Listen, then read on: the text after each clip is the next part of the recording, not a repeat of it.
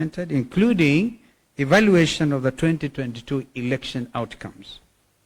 The constitutional and legal reforms to ensure credible elections are still pending. Aggression against Jubilee, because we also had that as a very important agenda item. That's not contained in my statement here. But that was a very important agenda, integrity and commitment to multi-party democracy. And by that we meant that this state-sponsored aggression on Jubilee Party had also to stop. We now know there's even, again, state-sponsored appeal to the higher courts. The Kenya Kwanza regime is clawing back and putting the country on a dangerous trajectory. They are determined to violate the NADCO agreement and the proposed constitutional and legal instruments agreed. Of particular concern are the constitutional timelines for boundary delimitation and the reconstitution of the Independent Electoral Boundaries Commission, IEBC.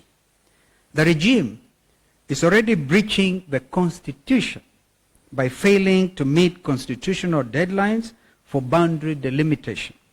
We are already facing, ladies and gentlemen, a constitutional crisis. And I saw the cry by the management of the IEBC saying they're seeking an advisory for the Supreme Court. Well, they should just tell Mr. Ruto to implement NADCO report.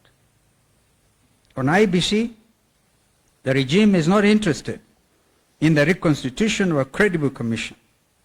Through sponsored court cases, the process of setting up the panel has been frustrated. We have a simple question for the judiciary, which, as we say, the last line of defense for democracy. Did the Constitution envisage a situation where the commissioners of the IEBC are not in office? Did the framers of our Constitution contemplate a situation where the courts can allow for a dysfunctional commission? The unpopular regime does not want Kenyans to exercise their sovereign authority by electing leaders through by-elections and referendums, recalling unpopular elected officials or members, and properly preparing for the 2027 elections. Kenya Kwanza is preparing to undermine the people's sovereign authority and manipulate the next election. We will, of course, not allow them. The bill in Senate to stop, for example, the live streaming of results is one way of stealing elections, the coming elections. We will not allow them. In 2024, as the country's position deteriorated, Kenya's violent youth, headed by Generation Z, returned to the streets to seek justice for Kenyans. They were confronted with severe force as of 2023.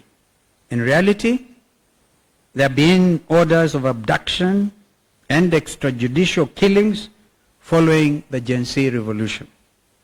We want to tell the Gen Z and the Gen Wote that we will continue to stand with them against this state-sponsored violence and impunity. We are still unearthing evidence of infractions, including those that contravene international law. The regime cannot understand the just demands of Kenyans cannot be wished away. As the lives of Kenyans become intolerable and precarious, we continue to demand justice. The next mandamanos will resolve Kenya's problems once and for all.